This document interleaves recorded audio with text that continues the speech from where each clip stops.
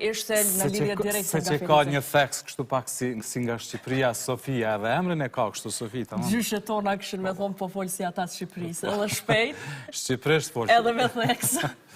Mirë, nuk po largojmi shumë nga Feriza, i po shkojmë në Gjilan, sepse atje kemi gazetarin tonë Ardiana Jashari, e cila përveç Gjilanit do të mbuloj edhe disa nga komunat e vogla në këtë linjë e që janë Parteshi, është Klokoti dhe Vitia. Lidhemi me Ardianën. Ardiana, përshëndetje, mirëmëngjesi.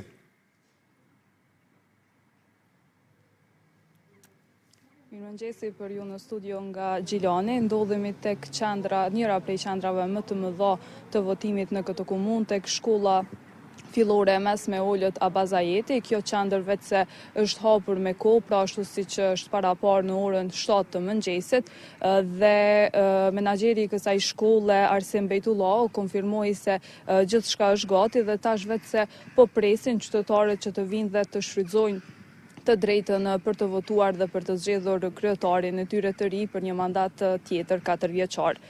Në këtë qendër, pra në njërën prej qendrave më të mëdha të votimit në këtë komunë, kanë të drejtë vote rreth 11.832 votues.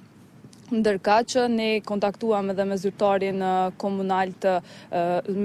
komunal të zgjedhjeve në këtë komunë dhe tha se materialet janë shpërndarë në të gjitha qendra tjera të votimit, por janë duke pritur konfirmimet prej menaxherëve të qendrave nëse të gjitha janë hapur me kohë, pra ashtu si që është parapar. Në komunën e Gjilanit, në garën për ta fituar postin e kryetarit të komunës janë gjithsej 6 kandidat.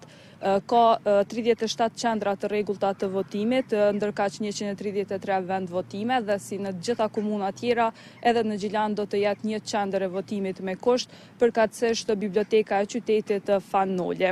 Mbetet të shihet nëse gjilanasit do të tregojnë entuziazëm dhe do të dalin të votojnë dhe të zgjedhin kryetarin e tyre të komunës, por ne, ekipi ATV-s, përveç Gjilanit, do të raportojmë edhe nga pjesa tjetër e Anamoravës, nga Kamenica, Viti,